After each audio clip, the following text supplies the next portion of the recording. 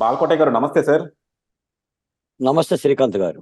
Sir, మీరందరూ ఎన్నో సంవత్సరాలుగా ఎన్నో రోజులుగా పోరాడితే చేయలేంది జగన్మోహన్ రెడ్డి ఒక్క రోజులో చేసి చూపించాడు సార్. అందుకే చెప్పేది, జగన్మోహన్ రెడ్డికి ఎప్పుడైనా హ్యాట్స్ ఆఫ్ అని చెప్పేది వాళ్ళ వర్గం అందుకే అనమాట. ఏమైనా తలుచుకున్నాడంటే చేసేస్తాడు అంతే. ఉమ్, అమరావతి రాజధాని ఏంటి? రాజధాని మీరు పాకులాడుతున్నారు. ఒక్క రోజులో చూసారా? ఉమ్, వైజాగ్ ని రాజధానిగా దేశం అంతా కూడా వ్యాపింప చేశాడు. ఈ రోజు వైజాగ్ ఒక రాజధాని అని చెప్పి దేశం అంతా కూడా మాట్లాడుకుంటున్నారు. అది ఏ రాజధాని అన్నది అందరికీ తెలిసిందే. 25,000 కోట్లు డ్రగ్స్ అక్కడ పట్టుకున్నారు. రేపు పొద్దున ఎలక్షన్స్ ముందు ఆ డ్రగ్స్ అంతా కూడా మరి మొత్తం ఇండియా మొత్తం డిస్ట్రిబ్యూట్ అవబోతున్నాయి అక్కడి నుంచి. సో దాని వెనకాల వైఎస్ఆర్సీపీ వాళ్ళు లేకపోతే ఎవరో కీలక వ్యక్తులు ఉన్నారని చెప్పేసి మనకి వివిధ రకాల న్యూస్లు వస్తున్నాయి. ఉమ్. వైజాగ్ ని డ్రగ్స్ రాజధానిగా చేయడంలో మాత్రం వైఎస్ఆర్సీపీ వాళ్ళు సక్సెస్ఫుల్ అయ్యారని చెప్పి సోషల్ మీడియా అంతా కొడుతుంది. ఏమంటారు సార్ మీరు? శ్రీకాంత్ గారు, ఇందులో అనేది ఏముంది? 25 25,000 కోట్లు కాదు, 25 కిలోలు అడుగుంటా. 25,000 డ్రగ్స్ అంతే కదా, 25,000 కిలోల డ్రగ్స్. రవాణా ద్వారా ఇది విశాఖపట్నం చేరిందని చెప్పేసి ఒక పెద్ద సమాచారం. ఆల్రెడీ ఎన్నికల తరుణంలో రాష్ట్రంలోకి భారీగా డ్రగ్స్ బ్రెజిల్ నుంచి విశాఖ చేరిన 25 కిలోల డ్రైడ్ ఈస్ట్ కంటైనర్ ద్వారా ఆంధ్రప్రదేశ్కి డ్రగ్స్ వస్తున్నాయి. ఆఖరికి ఈ డ్రగ్స్ దెబ్బకి కేజ్రీవాల్ అరెస్ట్ కూడా చిన్న వార్త అయిపోయింది పేపర్లో. డ్రగ్స్ పెద్ద వార్త అయిపోయింది.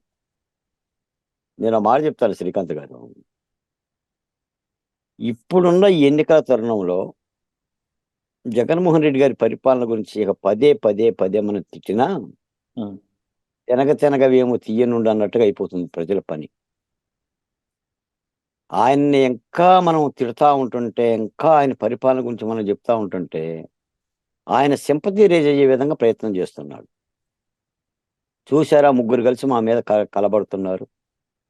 చూశారా, నేను అమాయకుణ్ణి, నేను దేవుని బిడ్డని, నేను మిమ్మల్ని నమ్ముకున్నాను అని ఒక సింపతి గేజ్ చేసుకునే పని చేస్తున్నాడు. జగన్మోహన్ రెడ్డి గారి పరిపాలన ఏముంది అనేది అశాంతం ప్రజలకు అర్థమైపోయింది. మనం ఈ డ్రగ్సే కాదు, గంజాయి కొన్ని వేల కిలోలు దగ్ధం చేసినందుకే సవం గారు డీజీపీ పదవిని కోల్పోయి వేరే పదవిని చేపట్టాల్సి వచ్చింది. ఆంధ్రప్రదేశ్లో పరిపాలన చిన్నాభిన్నమైన విషయం కానీ, లేదా ఎమ్మెల్యేలు ఎంపీలు కూడా ఎవరికి తోచిన రీతిలో వారు పనిచేసేవాడు పనిచేశాడు, నిద్రపోయేవాడు, దోషేసినవాడు దోషేశాడు. ఇలా ఎవరికి వాళ్ళు విధంగా చేసిన పద్ధతి. కాకపోతే మేమంటుంది ఏంటంటే, ఈ 50 రోజుల్లో మరి వీటన్నిటిని పరిశీలించుకొని ప్రజలకు ఎలాంటి చైతన్యం రావాలి, ఈ అంశాలను కూడా తెలుగుదేశం పార్టీ ఎలా ప్రజల్లోకి తీసుకెళ్ళాలి. ఇప్పుడు చూడండి, మీరు అమెరికా నుంచి, జర్మనీ నుంచి ఆంధ్రప్రదేశ్లో 25,000 కిలోల డ్రగ్స్ సరఫరా అవుతుంటే ఈ 25,000 కిలోలు అక్కడున్న యువతకి లేదా నిరుద్యోగ యువతకి, వాళ్ళ భవితకి ఏమవుతుంది? ఇంత దుర్మార్గంగా రవాణా మార్గం ద్వారా తీసుకెళ్ళిపోతుండేది బ్రిటిషోడు కనుక సరుకులు తెచ్చినట్టుగా ఆ రాష్ట్రం నిద్రపోతుందా? ఆ పోలీస్ డిపార్ట్మెంట్ ఏం చేస్తుంది? కేంద్ర ఇంటెలిజెన్స్ ఏం చేస్తుంది అని ఒక బాధతో మీరు నన్ను అడుగుతున్నారు. ఈ రోజున గ్రామాల్లో గంజాయి దొరుకుతుంది.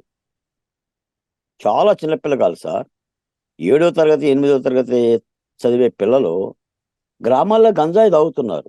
పోలీసులు పట్టుకుంటున్నారు. ఎక్కడి నుంచి వస్తుంది ఈ గంజాయి? కృష్ణా తీరంలో కూడా మేమేం గంజాయి పండించాం. కృష్ణా, గుంటూరు, ప్రకాశం జిల్లాలో ఎక్కడ కూడా మేము చెరుకు తోటలు పండిస్తాం, పొగాకు తోటలు పండిస్తాం, మిర్చి వేస్తాం, పత్తి వేస్తాం, మిరపేస్తాం, పెసరేస్తాం. కానీ గంజాయి మేమేం సాగు చెయ్యం. మరి ఎక్కడి నుంచి వస్తుంది? మరి ఏం చేస్తున్నారు వీళ్ళంతా? డిపార్ట్మెంటు ఏ గుడ్డి గుర్రానికి పలు దొంగతున్నారు? వేల కోట్ల రూపాయల జీతాలు తీసుకొని. మీకు ఒక మాట చెప్పానా సార్? జస్ట్ ఇప్పుడే సందర్భం కాబట్టి చెప్తున్నా. ఈ రోజున చట్టం అందరికీ సమానమే అంటారుగా శ్రీకాంత్ గారు. అవును సార్. చట్టం అందరికీ సమానమే కదా. నేను ఇవ్వాలి పేపర్లో చూశాను సార్, 2015లో సార్, 2005లో బుట్టాయిగూడెం ఎంఆర్ఓ కార్యాలయం దగ్గర గిరిజనులు, దళితులు ఒక ధర్నా చేశారంట. ఆ ధర్నా సందర్భంగా 15 మంది గిరిజనుల్ని, దళితుల్ని పోలీసు అరెస్ట్ చేసి కేసు పెట్టారు 2005లో. 19 సంవత్సరాల తర్వాత నిన్న 2024లో ఆ కేసు అక్రమని కోర్టు కొట్టేసింది. ఈ 15 మందిలో 9 మంది చనిపోయారు. 6 బతుకు జీవుడని కోర్టు నుంచి బయటపడ్డారు. ఏంటి వీళ్ళు చేసిన నేరం అంటే ధర్నా చేశారు. ఎంఆర్ఓ కార్యాలయం దగ్గర ధర్నా చేశారు. ఈ ధర్నాకి 19 ఏళ్ళు కోర్టు చుట్టూ తిరిగారు. మరి చట్టం ఇంత చక్కగా, ఇంత అందంగా, ఇంత గొప్పగా పనిచేసినప్పుడు ఈ 25,000 కిలోల డ్రగ్స్లో ఎలా పనిచేయాలి? ఇప్పుడు చట్టం ఎవరికి చుట్టం? ఇప్పుడు వీళ్ళని లోపలేయటానికా? 9 మంది చనిపోయారండి, ఇక 6 బతికున్నారు. పైపెచ్చు 19 సంవత్సరాల తర్వాత కోర్టు ఇది చాలా అక్రమమైన కేసు, పోలీసులు తప్పుడు కేసు పెట్టారని కొట్టేసిందట 19 ఏళ్ళ తర్వాత.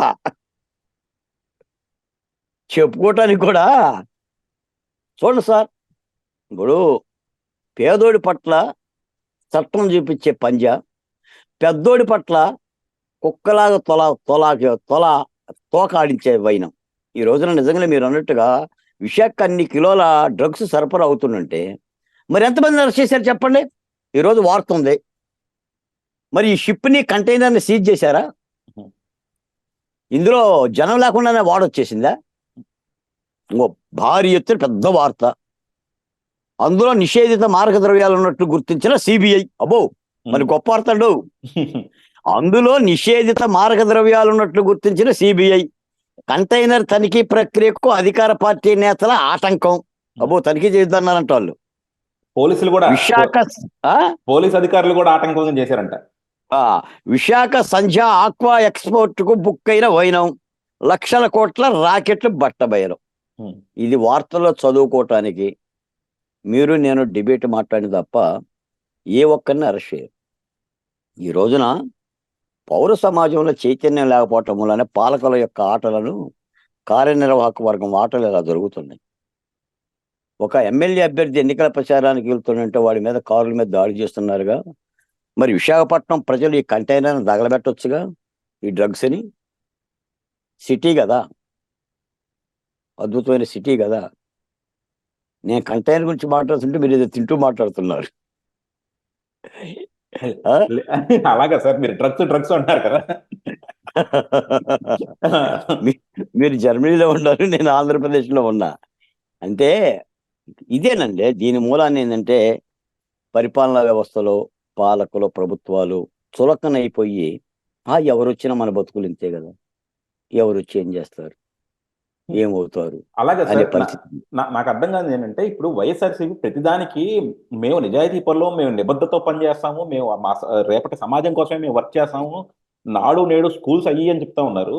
కానీ యువతరాన్ని ఎంతగా పెడదవ పట్టిస్తున్నారో, యువతరాన్ని ఎంతగా నాశనం చేస్తున్నారో, ఇందాక మీరు చెప్పినట్టు గంజాయి ఉదంతాలు ఎన్నోన్నాయో మనం చూస్తా ఉన్నాం. అలాగే డ్రగ్స్ కూడా బ్రెజిల్ నుంచి వచ్చేసి ఒక్కసారి కనుక మనకి ఆంధ్రాలో కుర్రాళ్ళు కనుక అలవాటు అయితే అసలు రేపు పొద్దున వీళ్ళు దేనికన్నా పనికొస్తారా?